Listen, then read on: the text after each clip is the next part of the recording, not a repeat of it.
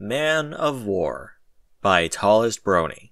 The tags for this story are sex, gore, romance, dark, adventure, comedy, human. This is what it means to be a man of war.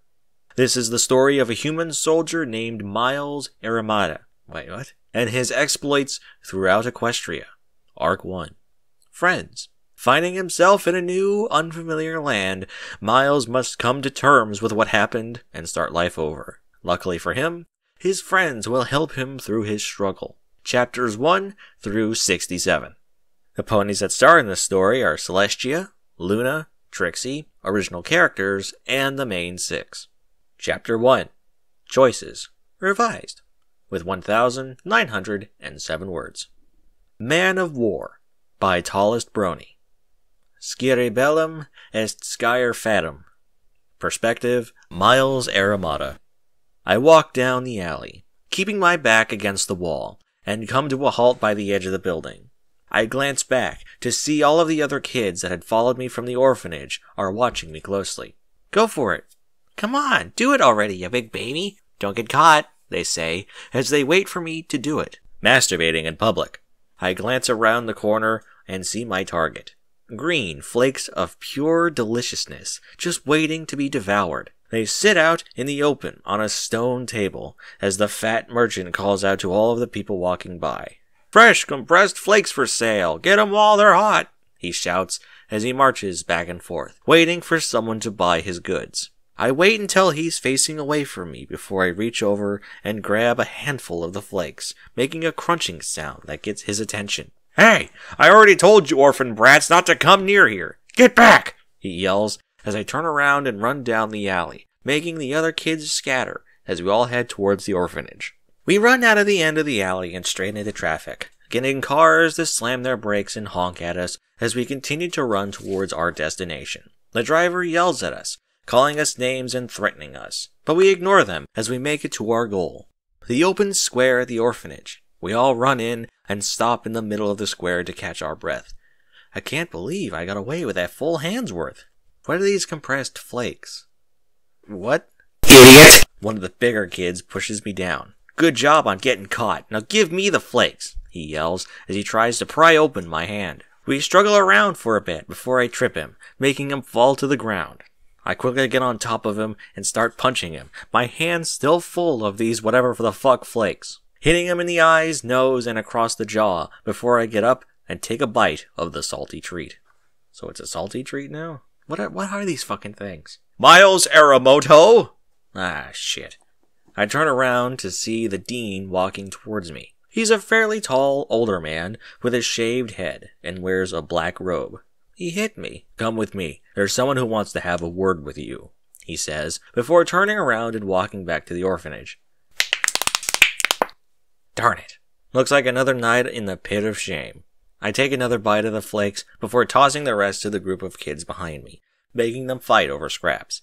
I run up to the front of the door, following the dean in and up the stairs. He's leading me to his office. I must really be in trouble. What did I do to get in this deep? Well, theft, and beating up that one kid, even though he completely deserved it. He stops before the door and turns back to me, looking somewhat scared and disappointed. Why do we have to do this with you in filthy rags? I glance down at my shirt and shorts, then back to him. You're the one! Hey, you're the one who won't get us real clothes. This was the best I could do. Your best are mere rags. Better than what you gave me, which was nothing. Pervert. Look, there's a very important person inside. Behave yourself, he warns, before opening the door and pushing me inside. Hello there, Mr. Roboto, a stranger says as he stands and extends his hand to me. My name is not important. What is important is what I'm going to do. I don't take his hand right away, but after a few awkward seconds, I finally return the gesture. While shaking his hand, I take a moment to size him up. He stands around roughly 2 meters tall and has short, jet black hair that has spots of gray, which is odd because he can't be more than 30. He has pale white skin, is well-toned, and he's wearing a straight green suit that has a ton of pins on the left side of the jacket. There are 2 sets of abnormally shiny twin silver bars on both ends of his collar. On his left shoulder is a pretty weird patch. It has a straight sword going through a human skull, entering through the top and exiting through the mouth, with a shield making the background. The shield is round, bronze, and has an upside-down red V. "You're with the military, aren't you?" I ask bluntly, as I let go of his hand and take my seat. "Ah, perceptive, aren't you?" he states mockingly, while motioning to the dean, who takes his cue to leave the room, shutting the door behind him. Once the dean is gone, the captain goes to the dean's chair and takes a seat. "So, Myles, tell me a little about yourself," he says, as he leans back in the chair. "Well, there isn't much to tell." "Come on, there has to be something. How did you get here?" "Well, I'm told that my mom died during the exodus of Diamond Halls, whatever that means, and that my dad either is dead or is just an asshole that left me here to rot," I say, getting him to just stare at me with a look of mixed emotions. He seems troubled by something, but doesn't say anything. The room falls silent as he stares at me, never blinking, never glancing away, just staring at me with his light brown eyes. I can't think of anything better to do, so I return his gaze. Ellipses. Ellipses. Ellipses. "Do you know who I am?" "No. Should I?" "Do you know why I'm here?" "Not really." "I'm here for your decision, Myles. What's it going to be?" "You're here for that? By yourself? Don't they usually have a group of people come and ask?" "Let's just say you're special. So what's it going to be? Military life or the streets?" I can't believe this. Just yesterday I was just another scummy orphan. But I turn 8, and now it's join the military or try to make it on your own in the streets? It's not fair. Well, sigh. Well, I guess the best shot I've got is with the military. That's where I want to go. "You realize, once you make this decision, there's no going back," he states, as he looks down at me with an even coolness in his voice, continuing his constant barrage of stares. This guy is creeping me out. Why can't he look at something else for a bit? I'm only making the hardest choice of my life. Why can't he just look out the window or something? "Well," I start to say, but my gaze is drawn out the window. The dean's office is on the 3rd floor of the orphanage, so the view of the city isn't too bad. Directly next to the orphanage grounds are a bunch of 1- and 2-story houses and businesses, most of which are either a dull gray or soot black color, thanks to the constant downpour from the nearby factory. As I lift my gaze further and further away, the buildings get taller and taller, until I reach the tallest building in the city, the Parliament's Congressional Hall. This building stands at least 900 meters tall, getting narrower and narrower until it shoots out, like a dart, sending the top out of view from the window. As I continue to stare out at the city, a certain unblinking someone coughs for attention. Well, I figure if I go out to the streets, I won't last long without needing to turn the gangs or life of crime. I hate taking from others. I hate taking from others. I hate taking from others. I wait until he's facing away from me before I reach over and grab a handful of the flakes, making a crunching sound that gets his attention. I hate taking from others. That leaves me with the only other choice. And who knows? Maybe joining up won't be so bad. Might even be able to do some good.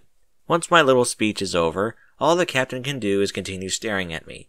He seems a little dumbfounded for a moment, but soon grows a somewhat sly smirk. Taking a breath, he stands up and puts his hand out for another shake and says, in a somewhat proud tone, "Well then, welcome aboard." After I shake his hand, he pulls out a small, thin tablet and a very elegant-looking pen, and has me sign a ton of documents. Not knowing how to write, I'd end up just scribbling a bunch of lines. He then proceeds to escort me back down the stairs and out the front door. Along the way, I see the other kids watching me leave, some looking on in confusion, others snickering and laughing, but most just watch in fear, knowing they too will soon face the choice that I just made. As we make our way out to the yard, I see the vehicle that will take me to my new life.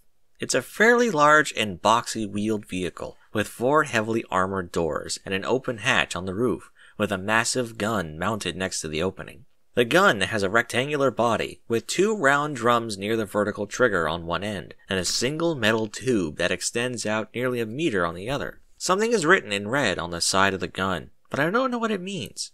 I look over to the captain, who stops me from asking anything by putting his hand over my mouth. "Before you ask, no, you can't drive," he says flatly. I wasn't going to.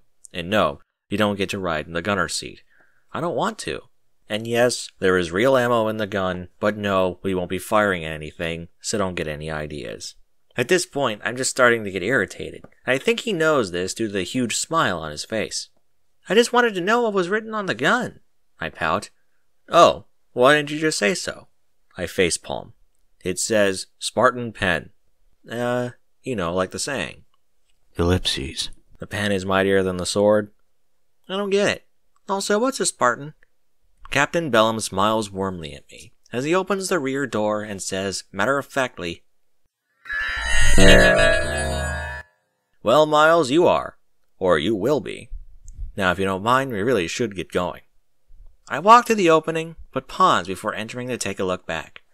Almost every child at the orphanage is watching me, along with the dean and a few other workers. I stare back for a few seconds before spitting on the ground and climbing into the seat. As soon as I sit down, the door is shut. The captain takes the seat in front of me, and we're off. Not once do I look back. After that, I don't want to be reminded of that horrible place.